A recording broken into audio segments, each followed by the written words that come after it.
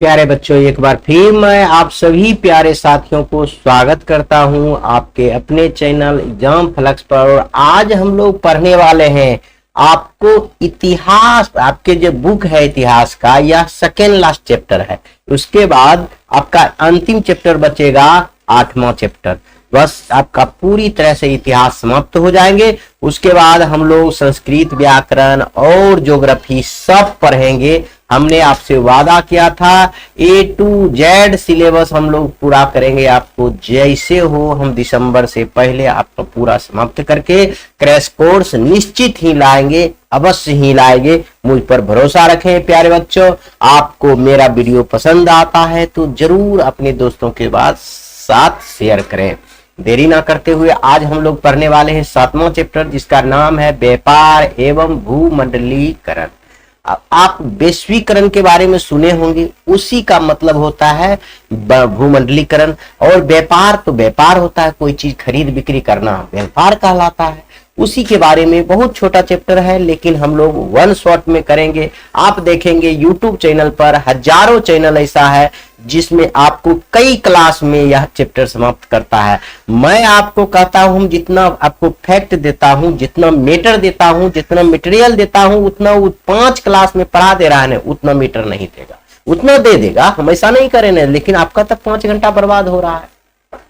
हम कहते हैं यही 1 घंटा पढ़िए और अच्छा से फेर बनाइए। उसके बाद जब मन नहीं हो पढ़ने को, सूतले वक्त आप कान में लगाकर सिर्फ सुन सकते हैं। समझिए, हम पूरा आपका क्वेश्चन आंसर पढ़ के समझा देते हैं, पूरा डिटेल्स में समझा देते हैं, तो आपको कई बार रिवाइज हो जाएगा। अगर आप सब कुछ समझे हुए हैं तो स्पीड करके देख लीजिए, आराम से आपको 2 गुना स्पीड करके देख लीजिए। समझ गए? तो हम विशेष बोलते ना बोलते हुए आपके काम की ओर आते हैं, चैप्टर की ओर आते हैं। और चैप्टर से पहले हम कहते हैं कोई भी लक्ष्य मनुष्य के साहस से बड़ा नहीं, हारा वही जो लड़ा नहीं। मेरे प्यारे साथियों, अगर आप हार रहे हैं तभी जब आप किसी से लड़ा नहीं। आप अपना लक्ष्य रखिए कि इस बार 450 प्लस लाना है 2026 में तो लाना है। अगर आपके पास लक्ष्य है और आपके पास साहस है, साहस के साथ आपको जुनून भी होना चाहिए, पढ़ने की इच्छा भी होना चाहिए, तो मैं आपको कहते हैं 100% आपका लक्ष्य पूरा होगा, जरूर होगा। देरी ना करते हुए और आपको आ गए हम चैप्टर नंबर 7 की ओर, और लिखा हुआ है व्यापार और भूमंडलीकरण। तो हम लोग इसके मतलब समझ लेते हैं। व्यापार क्या है, ये सब आप जान रहे हैं, बताने की कोई जरूरत नहीं है। व्यापार का अर्थ है कि समान सेवा, समान या कोमा सेवा या मुद्रा का क्रय और विक्रय, मतलब कोई भी सामान का क्रय विक्रय आप लिख दीजिएगा तो उसे हम व्यापार कहते हैं। कोई भी सामान को क्रय विक्रय यानी खरीद बिक्री करना ही व्यापार कहलाता है। दूसरे शब्दों में, एक व्यक्ति या संस्था दूसरे व्यक्ति या संस्था को समान सेवा या मुद्रा का स्वामित्व अंतरण मतलब लेन देन करता है कि प्रक्रिया को ही व्यापार कहलाता है। आप बहुत सुंदर से समझ गए होंगे। और बाजार तो आप जानते हैं, बाजार में क्या होता है, किसी भी चीज का व्यापार होता है। बाजार ऐसी जगह को कहते हैं जहां किसी भी चीज का व्यापार होता है। बस यह तो आप बहुत ही भली भांति से जानते हैं, बहुत अच्छे से जानते हैं। आगे हम पढ़ लेंगे भूमंडलीकरण, क्योंकि आपके चैप्टर में व्यापार का मतलब और भूमंडलीकरण के मतलब आपको समझना होगा। क्यों? क्योंकि व्यापार चैप्टर में ही दिया। व्यापार तो हम समझ गए कि कोई भी सामान को खरीद बिक्री करना हम लोग व्यापार कहलाता है। बाजार में क्या होता है, कोई भी चीज का क्या होता है, व्यापार होता है। व्यापार होता है, उसको हम व्यापार कहते हैं, बाजार कहते हैं। और भूमंडलीकरण या वैश्वीकरण क्या है, यह दोनों एक है। आप इसको शाब्दिक अर्थ में समझिए। भूमंडलीकरण और वैश्वीकरण जो है कहता है कि पूरा विश्व को एक कर देना। मान लीजिए यहाँ अमेरिका है, यहाँ भारत है, यहाँ आपका फ्रांस है, फ्रांस कहते हैं, रूस है ऊपर में, इधर दक्षिण अफ्रीका है, यहाँ यूरोप है। यह सब देश है, यदि भारत से चाहे तो व्यापार कर सकता है और बिना कोई दबाव में आराम से आएगा, अपना फैक्ट्री खोलेगा, अपना पूंजी लगाएगा और यहाँ अपना कुछ भी उत्पादन करके बेच सकता है, चाहे उत्पादन करके अपना सामान ले जा सकता है। इसी को हम लोग कहते हैं भूमंडलीकरण या वैश्वीकरण। नहीं समझ में आया तो एक बार और समझिए। देखिए, जब विश्व का अधिकांश देश सामाजिक, आर्थिक, राजनीतिक, वैज्ञानिक एवं तकनीकी का आदान प्रदान करे, मतलब विश्व का प्रत्येक देश एक दूसरे के देश में जाकर वो अपना सब कुछ सामाजिक, आर्थिक, राजनीतिक और वैज्ञानिक और तकनीकी अपन जो हुनर है, मान लीजिए अमेरिका के पास बहुत सुंदर हुनर है, यहाँ आकर कोई फैक्ट्री बना देता है तो समझिए वहां बना सकता है, यहाँ पर भारत में आकर लगा सकता है, तो इसका तकनीकी का आदान प्रदान हो रहा है।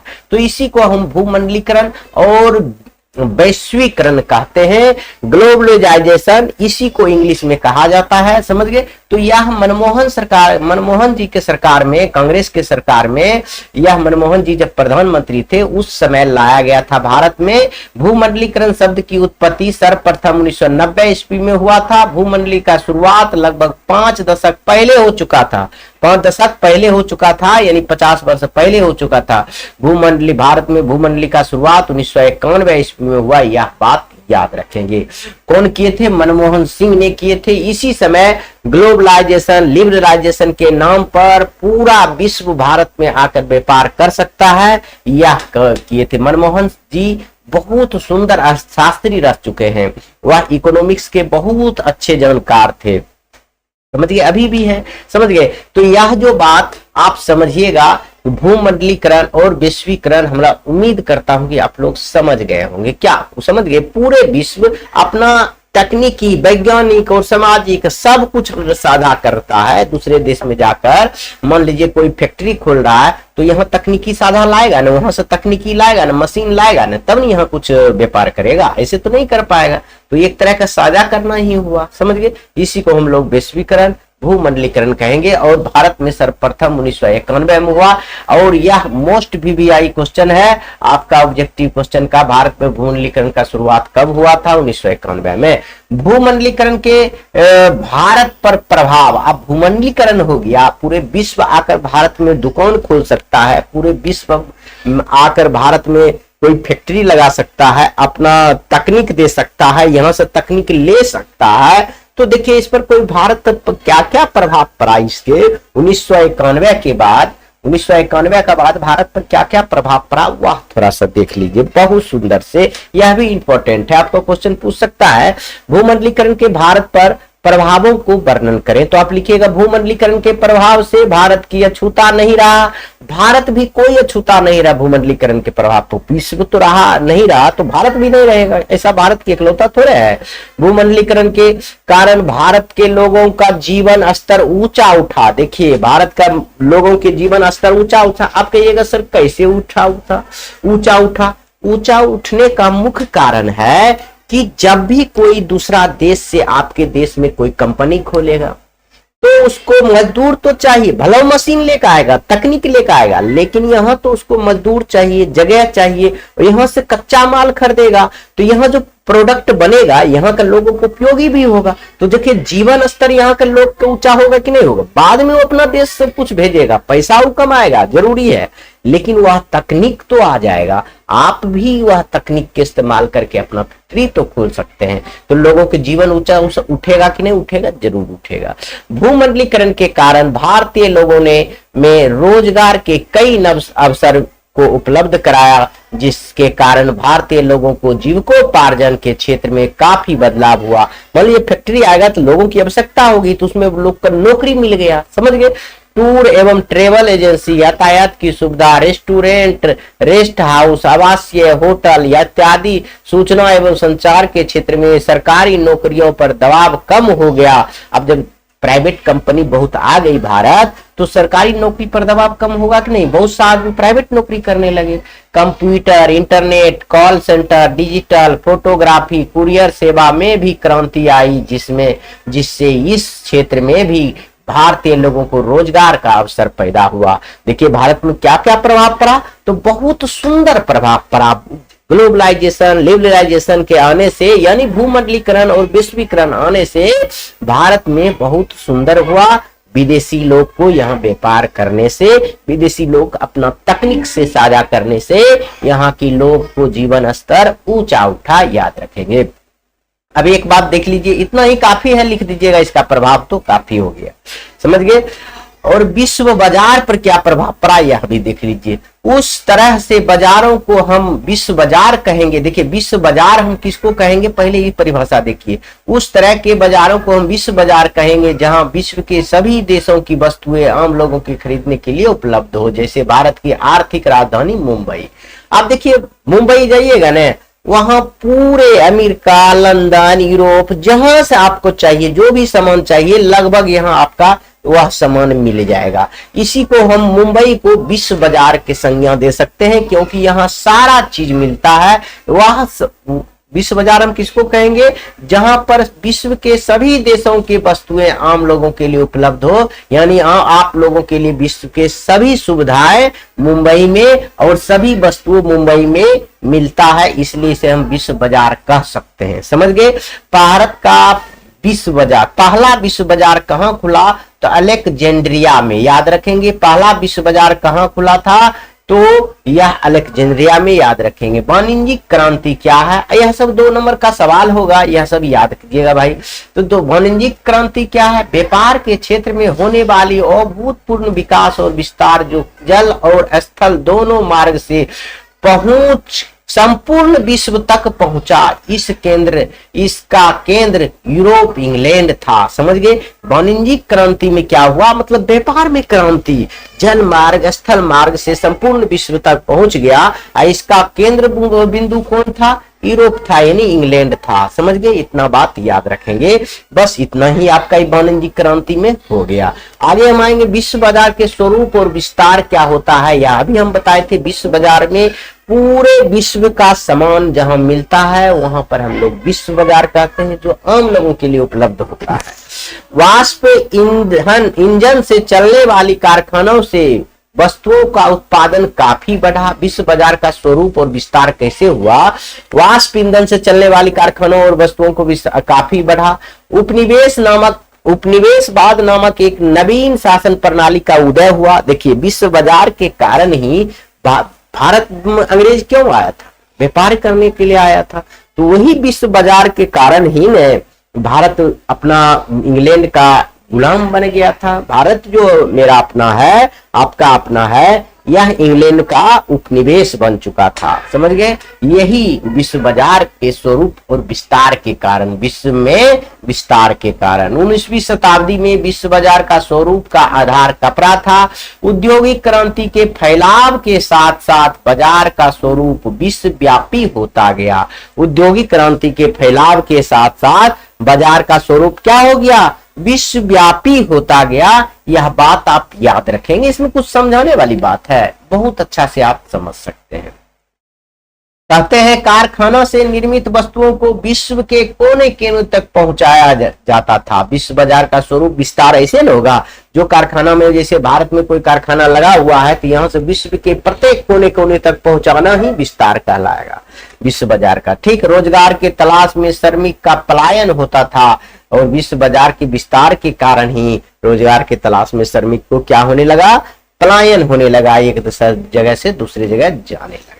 उपनिवेशवाद क्या है, ये हम कई बार बताया है, तब पर भी फिर से एक बार पढ़ लेते हैं। जब एक शक्तिशाली देश कम शक्तिशाली देश को नियंत्रण करता है और उसके संसाधन का उपयोग अपनी शक्ति बढ़ाने के लिए करता है, तो उसे हम उपनिवेशवाद कहते हैं। दूसरे शब्द में हम कहते हैं, जब कोई शक्तिशाली देश अपने से कमजोर देश पर अपना शासन चलाता है और उसकी सारी वस्तुओं को उपयोग करता है, उसे हम उपनिवेशवाद कहते हैं। समझ गए। इतना भी कह सकते हैं।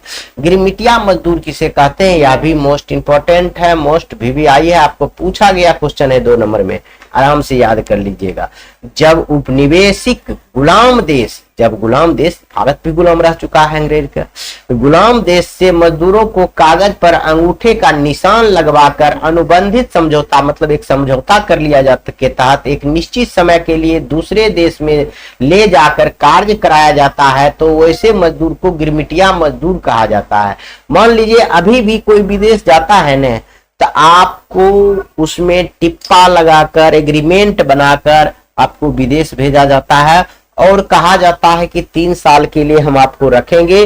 तो ठिप्पा लगाकर समझौता अनुबंध के तहत ले जाता है और उतना ही दिन में आपको आने भी देगा, चाहे आपको भारत में कुछ भी हो जाएगा। इसीलिए उसी को हम लोग कहते हैं गिरमिटिया मजदूर, जो विदेश में काम करता है। गिरमिटिया मजदूर को भारत में पूर्वी उत्तर प्रदेश और पश्चिमी बिहार, पंजाब और हरियाणा के क्षेत्र से ले जाते थे।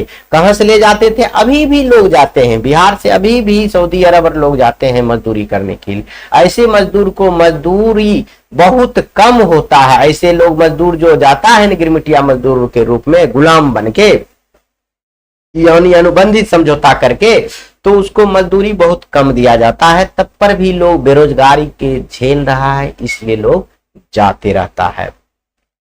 आगे आएंगे, विश्व बाजार की उपयोगिता अगर लिखने के लिए कहेगा 2 नंबर में, तो बहुत आसानी से आप लिख सकते हैं। किसानों को अपने उपज का अच्छा रिटर्न मिलता था क्योंकि बाजार ज्यादा प्रतिस्पर्धा होता था। अब कहिएगा कि उसका उपयोग क्या, किसानों को ज्यादा रिटर्न कैसे मिलता था? देखिए, यहाँ खरीदने वाला बहुत आदमी हो गया और तो बेचने वाला एक ही किसान है, तो बहुत आदमी है। तो ई कहेगा कि हमें 10 रुपया में लेंगे, थी कहेगा 12 रुपया में, वो कह दिया 14 रुपया में, इसका रिटर्न तो अच्छा आएगा। जो ज्यादा बेचता है उसको बेच सकता है किसान। यही प्रतिस्पर्धा हुआ, समझ गए। रोजगार के नए अवसर का सृजन होता है, रोजगार भी मिलता है आपको इस बाजार में, समझ गए। आधुनिक विचारों और चेतना का प्रसार होता है, आधुनिक विचार और चेतना का क्या होता है? प्रसार होता है। आगे आइए, विश्व में व्यापार के स्वरूप को स्पष्ट करें, तो बहुत अच्छा से लिख सकते हैं। ये लॉन्ग क्वेश्चन में पूछा जा सकता है, शॉर्ट में पूछेगा तो बहुत छोटा लिखिएगा। विश्व व्यापार के क्या क्या रूप होता है, कैसा स्वरूप होता है, उसको प्रकट करना है। हम जान चुके हैं, तब पर भी पढ़ेंगे। औद्योगिक क्रांति के फैलाव के साथ साथ बाजार का स्वरूप बढ़ता गया। इससे व्यापार, देखिए औद्योगिक क्रांति जब आया, मशीनरी युग आया, तो बाजार का स्वरूप तो बढ़ेगा, क्योंकि मशीन से ज्यादा सामान बनने लगा, मजदूर से कम सामान बनता था। जैसे ही औद्योगिक क्रांति हुआ तो बहुत ज्यादा सामान बनने लगा। अब उसको बेचने के लिए तो मार्केट चाहिए, विश्व बाजार चाहिए, इसलिए इसका व्यापार बढ़ता गया, इसका स्वरूप बढ़ता गया। और इससे व्यापार, श्रमिक का पलायन और पूंजी का प्रवाह, इन 3 आर्थिक प्रवृत्तियों को जन्म दिया। और यह सब जन्म दिया, व्यापार कच्चे माल को इंग्लैंड और यूरोपीय देशों तक पहुंचाते थे। व्यापारी लोग क्या करते थे? कच्चे माल को इंग्लैंड और यूरोपीय देश तक पहुंचाते थे। कारखानों में निर्मित वस्तुओं को विश्व के कोने कोने तक सीमित था, पहुंचाने तक सीमित था, समझ गए। इस प्रक्रिया में उपनिवेशवाद के महत्वपूर्ण योगदान दिया है। श्रमिक के प्रवाह के अंतर्गत उपनिवेशिक देश यानी भारत के लोगों को निश्चित अवधि के लिए एक समझौता के तहत यूरोपीय देशों ने अपने यहाँ ले जाते थे। मजदूरों की मजदूरी को काफी कम देता था, जिसको हम गिरमिटिया मजदूर भी कहते थे। यूरोप के लोग क्या होता था? भारत के मजदूरों को ले जाता था समझौता के तहत, जिसको हम अभी पढ़े हैं, गिरमिटिया मजदूर के रूप में ले जाता था। और उसको समझौता के तहत बहुत कम मजदूरी में उससे काम कराकर वही सामान, देखिए कच्चा माल यहाँ से ले जाता था और वहां से पक्का माल बनाकर फिर भारत लेकर आता था। अब 2 रुपया की चीज 50 रुपया में बेचता था, समझ गए। और मजदूरी भी कम देता था, यहाँ से मजदूर लेके जाता था। यानी सारा कुछ भारत का, इतना सब अंग्रेज वाला शब्द है, भारत को चूसा, ऐसे ऐसे करके। अब देखिए विश्व बाजार से लाभ क्या क्या है, हम लोग यह देख लेते हैं। विश्व बाजार से जब इतना चीज पढ़ लिए तो इसमें कुछ लाभ भी है, बहुत जरूरी है लाभ पढ़ना, और लाभ तो है ही। देखिए विश्व बाजार से व्यापार और उद्योग की बहुत तीव्र गति से बढ़ाया, मतलब व्यापार में बहुत ज्यादा और उद्योग में तीव्र गति से बढ़ता है, समझिए। औपनिवेशिक देशों में रेल मार्ग, सड़क, बंदरगाह, खनन, बागवानी जैसे संरचनाओं का क्षेत्र का विकास हुआ। अभी यदि अंग्रेज नहीं आता व्यापार करने के लिए तो रेलगाड़ी आपको मिलता नहीं मिलता, रेलगाड़ी वही उसी का देन है, समझ गए। हम पिछले चैप्टर में पढ़े भी थे, सबसे पहले मुंबई से थाने रेलगाड़ी चला था। तो आगे हम पढ़ेंगे कि नवीन तकनीक की खोज की गई। क्या हुआ था? जैसे ही विश्व बाजार चला तो क्या हुआ? नवीन तकनीक की खोज की गई थी। कृषि उत्पादन के क्षेत्र में क्रांतिकारी परिवर्तन हुआ। एवं कुछ नए फसलों का उत्पादन हुआ, जैसे तंबाकू, रबर, कॉफी, नील, गन्ना इत्यादि। यह सब आपको मिला। तो और क्या मिला विश्व बाजार से? देखिए, यह भी देखिए, रेलवे, वाष्प इंजन, भाप का जहाज, टेलीग्राम, बड़े जलपोत जैसे नए नए तकनीक की खोज की गई। किस लिए? जब विश्व बाजार आया। शहरीकरण का भी विकास हुआ और जनसंख्या में तेजी से वृद्धि हुआ विश्व बाजार के आने से। विश्व बाजार से हानि देख लीजिए, वह तो लाभ था, इतना आप लाभ 3-4 जरूर याद रखिएगा, और हानि भी देख लीजिए। एशिया और अफ्रीका में उपनिवेशवाद और साम्राज्यवाद को जन्म दे दिया। एशिया और अफ्रीका में क्या हुआ? उपनिवेशवाद और साम्राज्यवाद का जन्म दे दिया, क्योंकि यह गुलाम हो गया था। भारत जैसे पुराने उपनिवेशों को काफी तेजी से शोषण किया। भारतीय देश को अंग्रेज कितना शोषण किया। कृषि, लघु एवं कुटीर उद्योगों का पतन हो गया। छोटा छोटा उद्योग था न, वह सब खत्म हो गया विश्व बाजार आने से। समझ गया? औपनिवेशिक देशों में अकाल और भूखमरी की समस्या को जन्म दिया। विश्व बाजार के कारण ही यह भारत भूखमरी का कगार पर भी आ गया था। यूरोपीय देशों के बीच समाजवादी प्रतिस्पर्धा पैदा किया।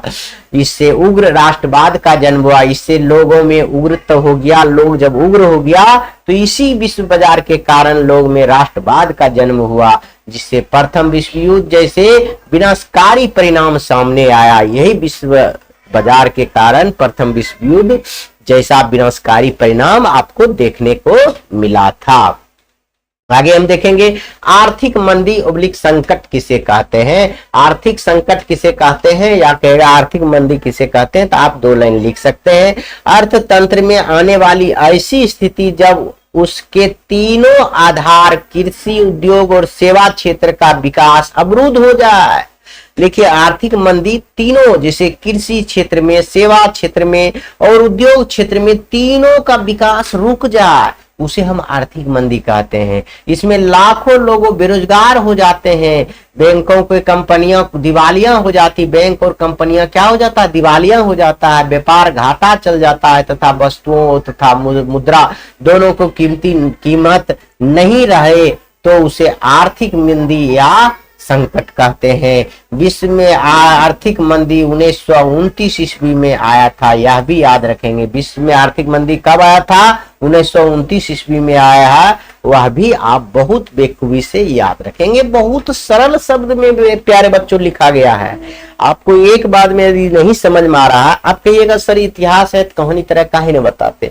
भैया, जो कहानी तरह बताने वाला था वह हम बताए हैं। इसमें आपको एग्जाम के दृष्टि से कौन से क्या कहानी हम बताए, व्यापार होता है, विश्व बाजार क्या होता है, ये सब दिया गया है। तो यही सब हम आपको पूरे बुक का निचोड़ आपको दे रहे हैं, कुछ भी नहीं छोड़ रहे हैं। आज जो छोड़ रहे हैं ना, हम आपको वादा करते हैं उसको आप भी छोड़ सकते हैं।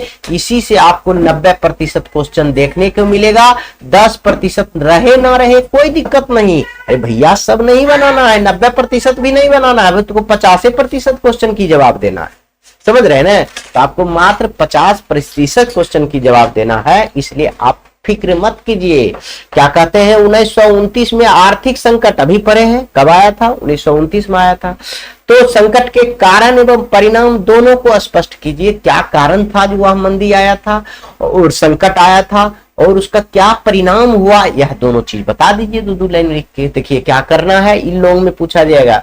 लिखेंगे 1929 ईस्वी के आर्थिक संकट के कारण निम्नलिखित थे।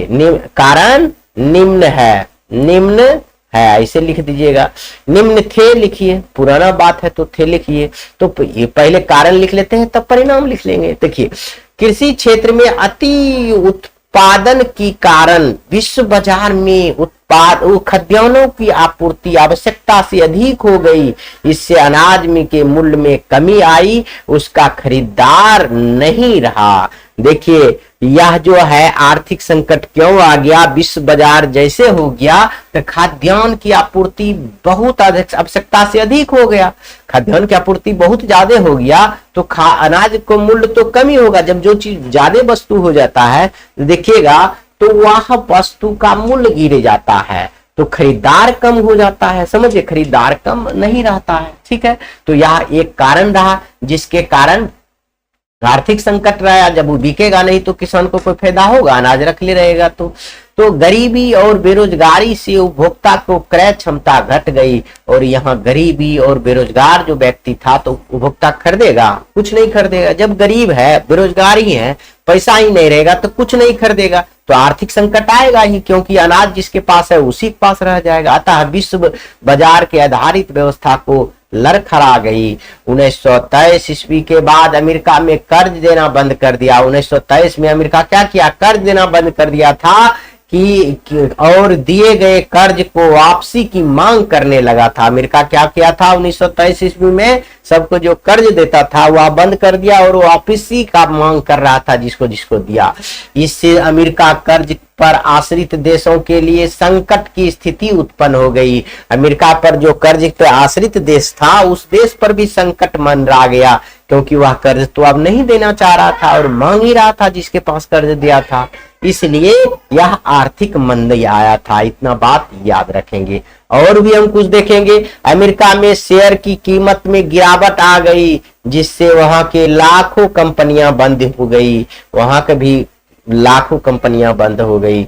1929 ईस्वी के आर्थिक संकट के परिणाम आर्थिक महामंदी का विश्वव्यापी प्रभाव पड़ा। परिणाम यहाँ से आप समझ लिए परिणाम है, यहाँ से क्या करें लिख सकते हैं एक लाइन, क्या लिख सकते हैं, लिखिएगा 1929 ईस्वी के आर्थिक संकट के परिणाम निम्न है। परिणाम निम्न थे तो लिख के यहाँ से एक दो करके लिख सकते हैं आप, छोटे समझ रहे हैं, बहुत छोटा सा ही है। 1929 ईस्वी के संकट के परिणाम आर्थिक मंदी का विश्वव्यापी प्रभाव पड़ा। यूरोपीय अर्थव्यवस्था पूरी तरह चरमरा गई। यूरोप के अनेक बैंक रातों रात बंद हो गया। देखिए अनेक बैंक क्या हुआ, रातों रात बंद हो गया आर्थिक मंदी के कारण। अनेक देशों में मुद्रा का कीमत हद से ज्यादा घट गया। जैसे अभी जानते हैं मुद्रा का कीमत घटा हुआ है, 85 रुपया दीजिएगा तो अमेरिका का $1 मिलेगा। आप समझ रहे हैं, ₹1 मिलेगा, तो घटा हुआ कि नहीं है। इसलिए अमेरिका अमीर देश माना जाता है। अनाज और कच्चे माल की कीमतें घटने लगी।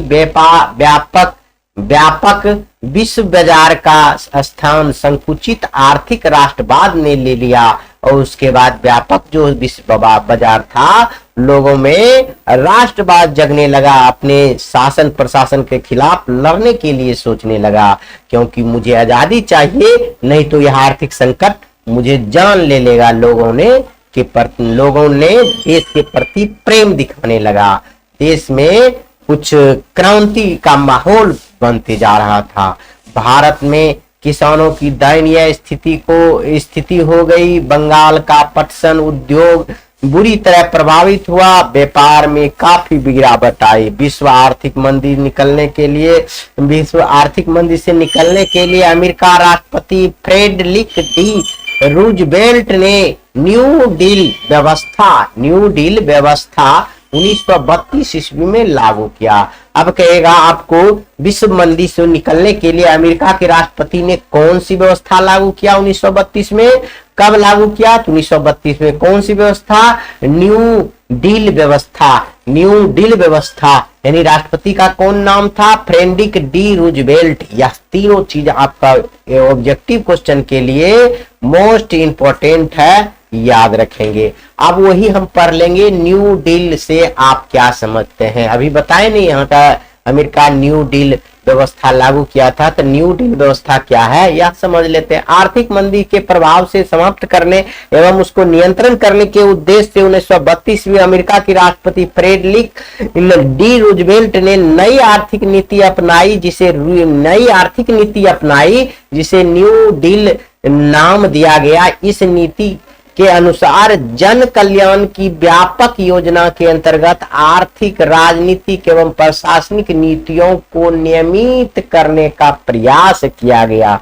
इस नीति के अनुसार क्या किया गया है, जन कल्याण की व्यापक योजना के अंतर्गत, जो जनता के कल्याण के लिए योजना था, उसको व्यापक योजना के अंतर्गत आर्थिक, राजनीतिक और प्रशासनिक नीतियों में नियमित रूप से, मतलब बराबर आते रहे, करने का प्रयास किया गया। यही न्यू डील पॉलिसी के नाम से जाना जाता है, जो कि अमेरिका के राष्ट्रपति ने 1932 में आर्थिक मंदी से निकलने के लिए लागू किया था। याद रखेंगे आप लोग।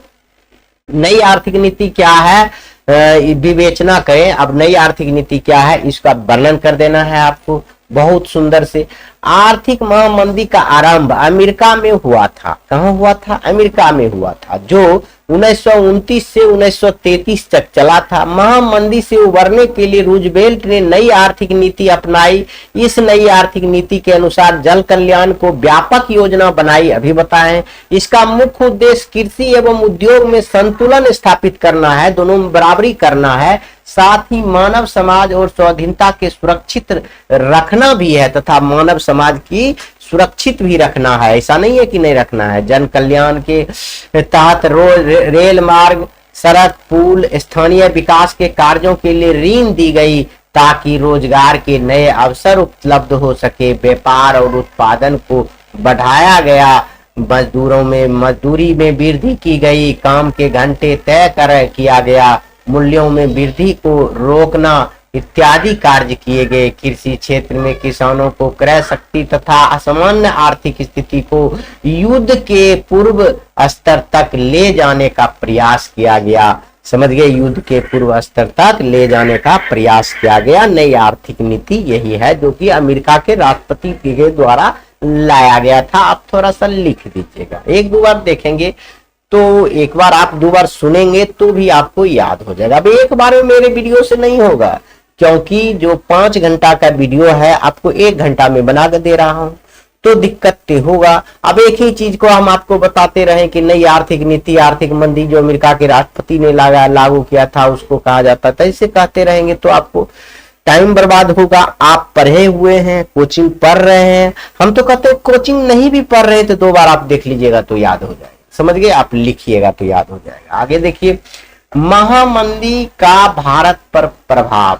यह जो आर्थिक महामंदी था उस पर भारत पर क्या प्रभाव पड़ा, वह क्वेश्चन यदि पूछेगा तो बहुत सुंदर से आप लिख सकते हैं, बेहिचक लिख सकते हैं, बिना कोई परेशानी के लिख सकते हैं। समझ गए?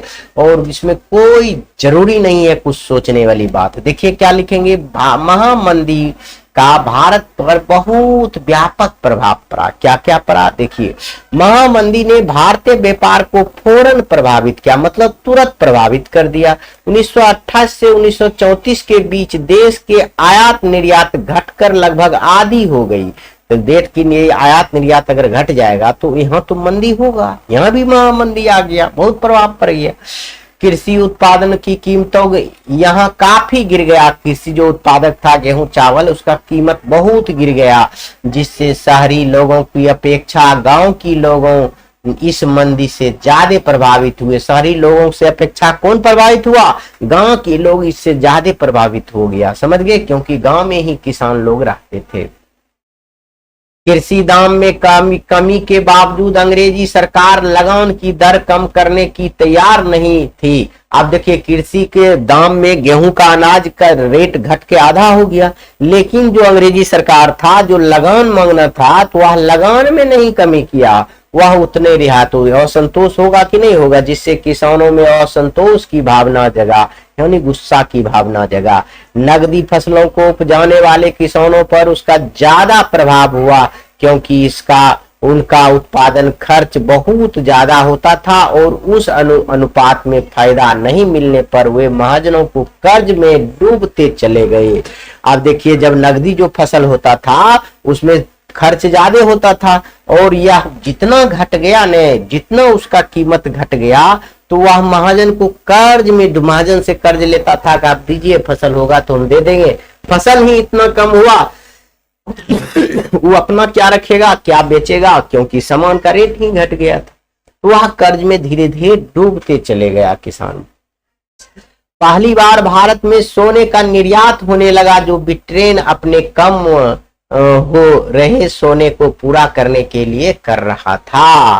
समझिए, शेयर बाजार वैसे बाजार जहां बाजार या कंपनी के मूल्य का नियंत्रण होता है एवं कंपनी के शेयर का खरीद बिक्री स्टॉक एक्सचेंज के माध्यम से कंप्यूटर के द्वारा होता है, उसे हम शेयर बाजार कहते हैं। इतना ही याद रखेंगे, कहिएगा स्टॉक के माध्यम से, जो कंप्यूटर के माध्यम से जो खरीद बिक्री किया जाता है उसे हम शेयर बाजार कहते हैं। भारत का सबसे बड़ा स्टॉक एक्सचेंज मुंबई है, याद रखेंगे। भारत के सबसे बड़ा स्टॉक एक्सचेंज कौन है? मुंबई है, याद रखेंगे। सट्टेबाजी, कंपनियों में पूंजी लगाकर उसके कूप हिस्से को खरीदना और मूल्य बढ़ने पर पुनः उसे बेच देना सट्टेबाजी। एक तरह का जुआ है, कंपनी में अपना पूंजी लगाकर आप खरीदिए उसका, और जब मूल्य बढ़ेगा तो उसको बेच दीजिए, इसको हम सट्टेबाजी कहते हैं। द्वितीय विश्व युद्ध 6 वर्ष तक चला, 1939 से 1945 तक चला, याद रखेंगे। यूरोपीय देश की स्थिति एकदम बदतर हालत में आ गई थी, या क्या, किस कारण से? यह युद्ध के कारण यूरोपीय देश की स्थिति क्या हो गई? पूरा बदतर हो गई थी,